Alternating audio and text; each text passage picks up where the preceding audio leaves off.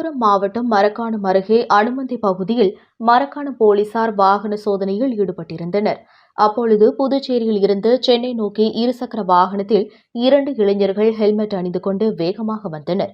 போலீசாரை கண்டவுடன் சிறிது தூரத்தில் வண்டியை நிறுத்திவிட்டு போலீசாருக்கு ஆட்டம் காட்டிவிட்டு அவர்களுக்கு எதிர்ப்புறமாக இருந்த வயல்வெளிக்குள் வாகனத்தை எடுத்துக்கொண்டு அதிவேகமாக பறந்து சென்றனர். மேலும் இருசக்கர வாகனத்தில் வந்தவர்களை பிடிக்க முயற்சித்து ஏமாற்றமடைந்தனர். இருசக்கர வாகனத்தில் வந்தவர்கள் மது, போதை வஸ்து பொருட்கள் எடுத்து சென்றதன் காரணமாக போலீசாருக்கு ஆட்டம் காட்டிவிட்டு சென்றார்களா என கேள்வி எழுந்துள்ளது.